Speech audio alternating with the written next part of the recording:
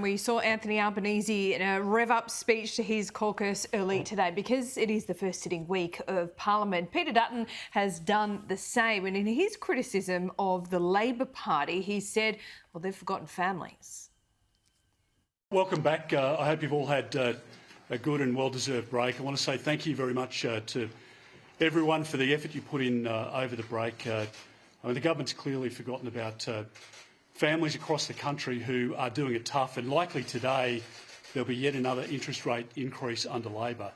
And the difficulty is that Labor is always in bad luck. You know, whatever happens, when Labor's in government, the economy always turns sour. Never their fault, never a policy decision that they take. You know, when we faced the different occasions through the Howard years to make decisions on economic policy, when we made the decisions through the years of government since then, we took tough decisions. And we took decisions that kept interest rates lower than they otherwise would have been. We took decisions that helped families, not hindered them. We took decisions that helped small businesses, not drove them out of business. And what we've seen from Anthony Albanese and the Labor Party in the last 8 months is that every economic decision they have taken has contributed to an upward pressure on interest rates. So it means people will always pay more for their mortgages under Labor. It means that they will pay more for their gas bills. It'll mean that they pay more for their electricity bills. And as the Prime Minister belatedly pointed out yesterday, or at least acknowledged yesterday, 800,000 households are going to come off a fixed interest rate and go on to Labor's higher variable interest rate over the course of this calendar year. Now, in isolation, that's bad enough and hard enough for families.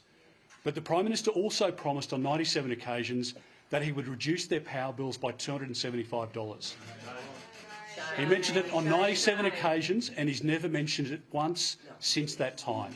Since he was elected, since people relied on him that they were going to take his word that he would reduce those prices, all that's happened under Labor is that your power prices have gone up and up and up. And that's the difficulty. Now, we'll continue to put pressure on the government because we are the party of families, we are the party of small business, and we are the parties of the Australian working class. We are the parties, I wanted to say party, David, we are the parties, we are the coalition that will inevitably have to clean up Labor's mess when we come back into government, and we will provide every support to families, to small businesses, and most importantly to working families right across the country. We'll have the policies to do so, and Labor at the moment, in every decision they make, is putting extra pressure on families.